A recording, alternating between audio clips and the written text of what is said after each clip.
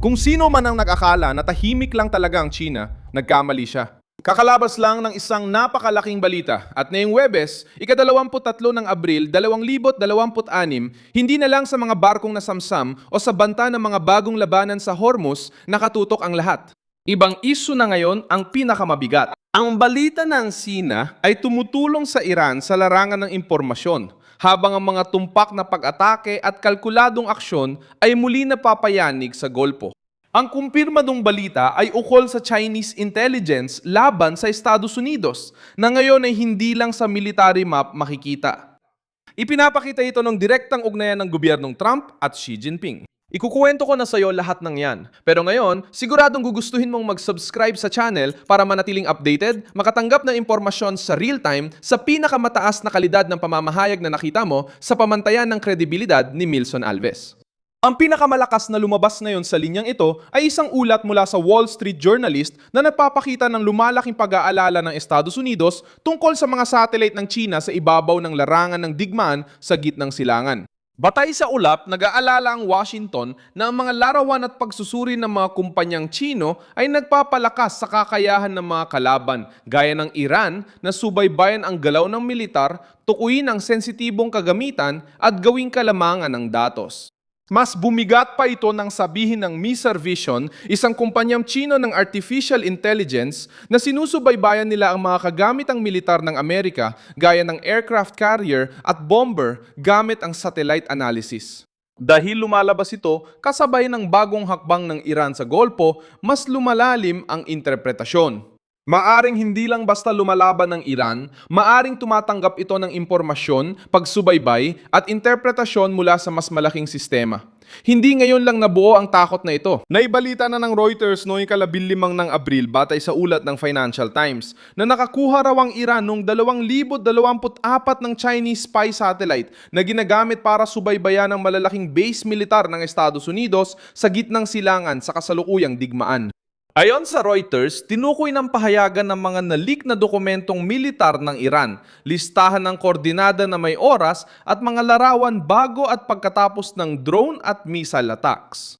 Itinanggi ito ng Beijing at tinawag na disinformasyon ang ulat. Ngunit nanatiling nakatayo ang pangunahing puntos sa balita. May seryosong hinala na ginamit ang makinang paniniktik ng China upang mapataas ang katumpakan ng pagsisikap ng Iran.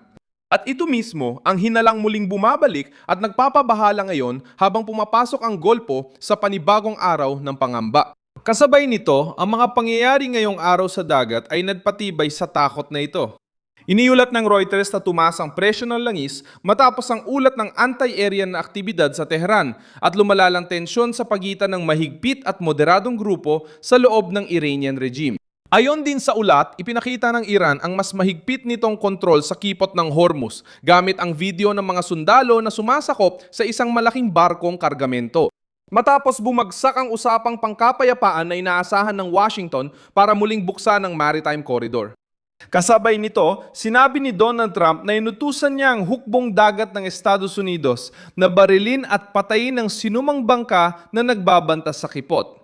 Ipinapakita nito na ang krisis na yon ay may dalawang antas. Ang nakikita, tulad ng mga barko, mina at hayagang pagbabanta, at ang hindi gaanong nakikita, ngunit marahil mas mahalaga gamit ang satellite images, pagmamanman at pagtukoy ng target.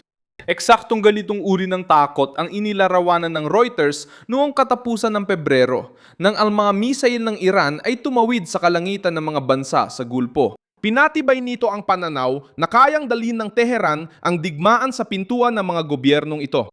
Ipinakita ng ulat na pinalakas ng insidente ang suporta ng rehiyon sa kampanya ng Estados Unidos at Israel dahil nakita ng Gulpo sa aktwal na may kakayahan ng rehimen ng Iran na gawing pinsala ang kanilang banta.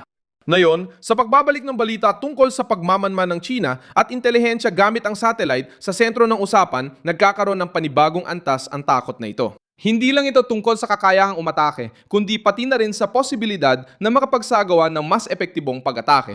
Dito lumalabas ang pinakasensitibong bahagi ng kwento. Ang makabagong digmaan ay hindi lang sa armas, kundi pati sa impormasyon. Ang may alam kung nasaan ang barko, anong base ang lumipat, anong runway ang ginamit, aling baterya ang lumipat, at anong logistic window ang mahina. may kalamangan na siya agad. Ang ulat ng Wall Street Journal na inilatala ngayon ay tumutukoy sa direksyong yon. Ang pagdami ng komersyal na satellite network ng China na kayang balikan ang parehong lugar ng ilang beses kada araw ay nag-alerto sa mga autoridad ng Amerika. Kung ang bansa tulad ng Iran ay nahaharap sa pressure ng hukbong dagat, blockade, pagharang ng barko at kailangang tumugon sa pamamagitan ng mga kalkuladong hakbang, malaking bagay ang akses sa ganitong intelihensya. Kapansin-pansin din ang kilos ng Sina sa gitna ng tensyong ito. Iniulat ng Reuters noong ika-20 ng Abril na nagpakita ng pag-aalala ang Beijing tungkol sa sapilitang pagharang ng Estados Unidos sa barkong Iranian. Hiniling ito na iwasan ng mga panig ang paglala at magtulungan para maibalik ang normal na trapiko sa Hormuz. Mabigat ang usaping politikal dito. Sa publiko, nagsasalita ang China tungkol sa pag-iingat at negosasyon. Sa mga balita, ang anino na hindi direktang suporta ay mas kapaki-pakinabang kaysa diplomatikong pahayag. Langis na binili mula sa Iran, pampulitikang suporta kapag kailangan at ngayon patuloy na hinala ng suporta gamit ang mga larawan at intelihensya. Kaya labis na nakakabahala ang linyang ito sa Golpo dahil nagpapakita itong hindi nag-iisa ang Tehran sa mahalagang bahagi ng digmaan. May isa pang mahalagang punto. Ngayon, itinampok ng Axios na ang China ay pumasok sa yugtong ito ng digmaan no may napakalaking reserba ng langis na tinatayan ng US Energy Information Administration na halos 1.4 bilyong bariles pagsapit ng katapusan ng 2025. Nagbibigay ito ng malaking kalamangan sa gitna ng pandaigdigang krisis sa enerhiya. Sa madaling salita, habang hirap ang ibang bansa sa sitwasyon sa Hormuz, pumapasok ang Beijing na mas protektado, handa at may reserba. Malupita resulta para sa grupo. Ang parehong makapangyarihang bansa na pinaghihinala ang tumulong sa Iran gamit ang intelihensya ay siya ring isa sa mga pinaka-nakaposisyon para malampasan ang krisis sa enerhiya na dulot ng kaguluhang ito. Sa praktika, ang nakikita natin ngayon ay isang sitwasyon kung saan ginagamit ng Iran ang pressure sa dagat para ipakita ang kanilang kapangyarihan. Sinisikap ng Estados Unidos na durugin ang kakayahan ng Tehran sa pag-export at paggalaw.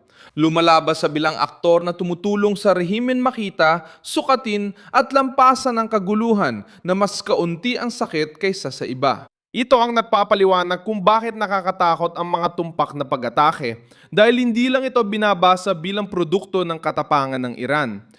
Ngayon, naiintindihan ng mga ito bilang resulta ng intelihensya, imahe at panlabas na suporta na nagpapalawak sa pangalib ng rehimen, lalo na habang tinatangkang maiwasan ng golpo ang mas malaking pagsabog. Sa huli, ang balita ng Sina ay nagbibigay sa Iran ng isang napakahalagang bagay na papanong impormasyon ng intelihensya ay naglalagay sa higanteng Asyano sa banggaan laban sa higanteng Amerikano.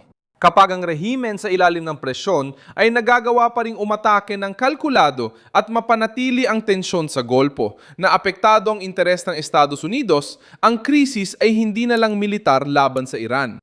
Nagiging estratehikong pagyanig ito na may posibilidad ng ganting aksyon laban sa China. I-like at i-subscribe ang channel at basahin ang mga komento para maging aktibo sa komunidad ni Milson Alves.